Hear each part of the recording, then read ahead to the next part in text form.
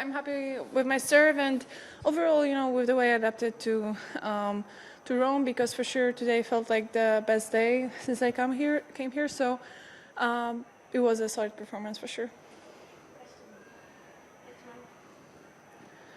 The first set, well, congratulations. The first set was particularly dominant. I'm curious, just what does it feel like when things are flowing and your serve as well, you mentioned it a few times, getting 3 points. What does it feel like when everything seems to be working? Well, I felt, really in my zone today, so I wasn't really, thinking much about the score or, what's really going on. I was just, there present, focused on the, next rally, and it worked really well. So there were some tight games, that could go kind of both ways, but I'm happy that I was, really focused in important moments to break or to not give Maddie a break.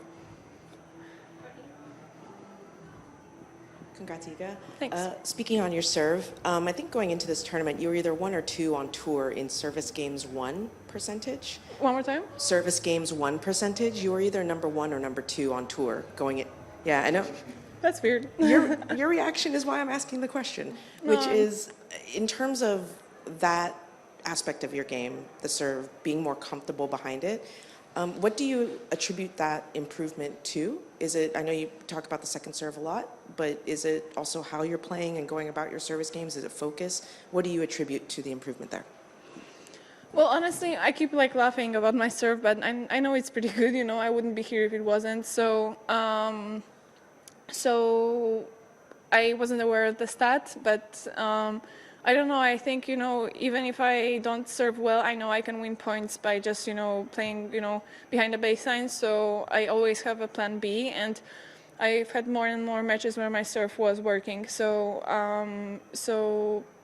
having that combined, it just gives you a pretty good confidence, and I think I've been using that. But yeah, we're kind of constantly focusing on the serve and the motion to get it, smooth.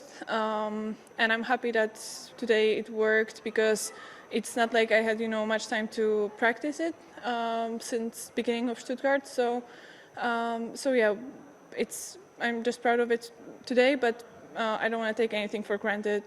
I'll keep being focused, and we'll see. Hi, Iga. Congratulations on the win. I was wondering what you thought of the protests that disrupted play yesterday, and if now that these are becoming more frequent happenings on tour, if that's something that impacts how you feel about your safety on court, and if there's something that you feel that tournaments can or should be doing to prevent instances like this from happening in the future. Well, obviously, probably the best way is to increase security, but I'm not really sure how the security works, because I've never had any situation where they had to kind of react when I was on court. I didn't see the protest yesterday. I heard that there's something going on, but I didn't see it. I don't know if they were actually close to players or not. Well, there aren't many thoughts. People want attention, and they are willing to do anything to get it, and that's how our world, works right now. But for sure, well, when I kind of saw what happened to Monica Seles, I for sure had, a couple of weeks where I thought about it sometimes. But the only thing you need to do is to trust that if this situation happens, WTA will be ready with their security to react, and that's all. Congrats. Thank you. We know you love Rafa's game. What are some of the specific parts of his game that you have tried to put into your game?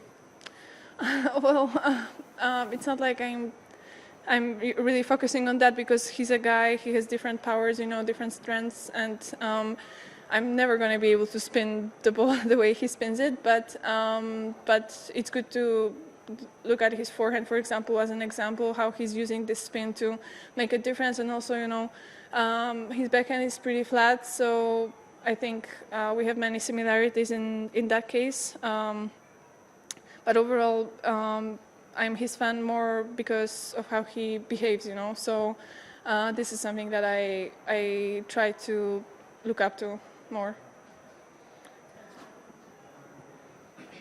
there are some players who, when we talk to them, they seem very focused on their weapons and the skills that they already have that can impact opponents. You talk a lot about improving your quote-unquote weaknesses, like your first serve or volleys. Why is it important for you to be a complete player and to have like a varied skill set, I guess? Well, I talk about that because actually people usually ask about something that didn't work, you know. So, or yeah, it's just more interesting when you kind of talk about it. But honestly, when we talk with my coach before matches, we always focus on my strengths, and this is something that actually he changed when we started. I mean, he started. He was the first coach that actually focused on that while talking to me, so it gave me a lot, and we are focusing on my strengths. But for me to be a complete player, well, yeah, like my first serve could be more consistent, I would say, and my volley game and my touch. But I don't need that, so I can survive without it.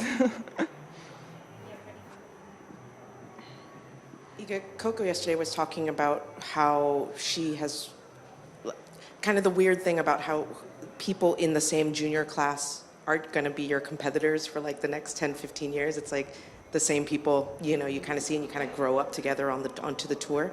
I'm curious kind of what your experience is with that. I mean, you could play Coco, for example, next. You guys have played already like, you know, 10, 11 times, and you're not very old. That will continue over time. But is that a fun challenge? Is it not? I don't know what your thoughts are on that. I think it's fun. I think that's how we create kind of a bigger story sometimes behind these matches. So I like it. It's a challenge and it's interesting, I think, for the fans as well. But yeah, for sure, you know, there are you know plenty of players that I played against in juniors, but for sure, I'm happy that I'm the one that you know got to the top of the rankings and yeah, but I still remember, you know, I haven't played Coco in juniors. I only kind of remember her when she won this Roland Garros and I lost in the semifinal against Katie McNally. So you know these names, and I feel like